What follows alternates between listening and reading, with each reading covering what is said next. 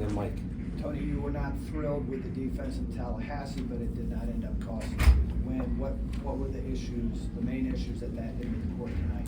Yeah, well, first, Pitt's playing really good basketball. They're a hard guard, so a credit to them how they've played. They were prepared. They were tough. They were physical. I thought we really had a hard time handling their ball screens. Sometimes they can ball screen and separate with shooters. Everybody's tried to play them different ways because they put a little pressure on you. Sometimes they roll, sometimes they don't set it. They have very good action with spacing and the right kind of personnel, and their guards are very clever, all of them, to touch the paint and make plays with good spacing.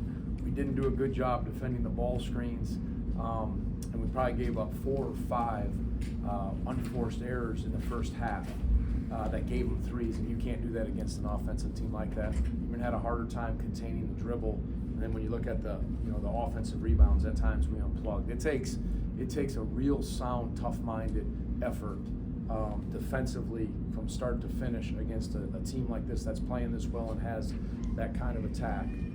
So, again, Florida State, we kind of won more with our offense. In this game, our offense wasn't enough. We got some good shots, but also took some ill-advised shots at times. But, again, we just got to learn from it, grow from it, and credit to Pitt for how they played.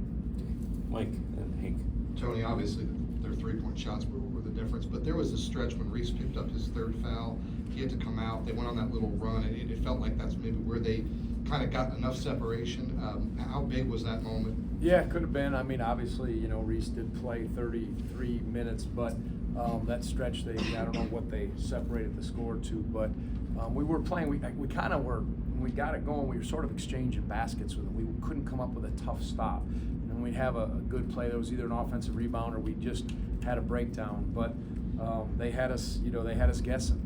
They really did, and that's a tough feeling. You're almost, when you're hoping they're missing and you're not making them earn as much, that's tough. Now, they did hit some tough shots, and, again, 14 to 32 from 3, that's a lot of points from 3, but they shoot an average of 26 a game. But, yeah, you just needed to stay attached, and once they hit some shots, felt like at the end we quit a little bit, just like we got discouraged, and we got to learn from that. Whether we took a quick shot, when I say quit, I don't mean it just like we didn't stick to what we needed to do, and then it can separate quick. Okay, Hank, and then we'll take it in front. Tony, you had the 8-game winning streak and the 23-game home winning streak that end. But how much did the team grow during that you can lean on between now and Saturday to kind of rebuild their confidence and get it back where they need to be? I hope so, but as I've said, even when we were in this stretch or winning games, you always begin again. Every game, every practice, you start over and you say, all right, are we willing to lay it on the line and be as tough-minded as we can? You don't want success to soften you. You don't want losing to discourage you. But you can never assume it's just going to be there because we're rolling. There's a few nice things we did in this game and had a rhythm and all that, but they are tough defensively too. They're physical, and they pride themselves on that end as well. And I think they're really connected. They're kind of like we were. Those were 2 teams playing good basketball coming into this game. You could see it there already, but yeah, we'll look at the film and that'll show stuff. And we got another team similar in some ways in Wake Forest coming in, and the league is good. It really is. Okay, one in the front, one in the second row. Right. Tony, what was the plan up against especially countering Bub Carrington and Jalen Lowe, the freshman guards, and what they do on offense, and how did you see them react to how you guys plan to take them on? Yeah, again, because a lot of times they'll use ball screens with space, and so you're worried with Graham, 25, he can screen, separate, and shoot the 3, and of course Henson can as well. So that puts a little pressure there. But those guys, if you don't do the job, they're looking to attack. So it's kind of they got both the guards to attack off the ball screen and make some plays, and then some of those guys that really separate and shoot. And then they started mixing and faking the screen, setting it, and it was just to make them earn. And I thought at times we did. And if they hit the tough shots, so be it. But then when we broke down, they made us pay, and then they made us pay on the offensive glass too. Okay, take one in the second row. Tony, just want to get your analysis on Blake Henson, not just tonight, but just what he's meant to this team this season. from your perspective? Yeah, hard matchup, tough matchup. We had a hard time. You know, you just, he doesn't need much room.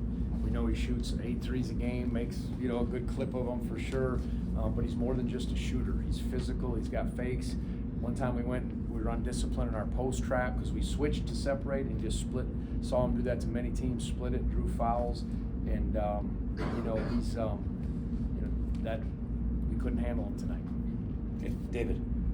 Along those lines, Tony, with Henson, were those breakdowns when he got loose on underneath out of bounds plays for threes? We ran into some screens and just tried to stay attached and did do a good job. And maybe 1 or 2 of those we might have lost. Hopefully lost vision, but a couple times he just rose up and we got kind of stuck on a screen, which you can't do. You've got to be down low and ready and kind of lower the shoulder and get around those screens, because if you get clipped, all he needs is a half a second, like when IMAX shooting it well, those quick release, that's all they need is a little window and it'll be up.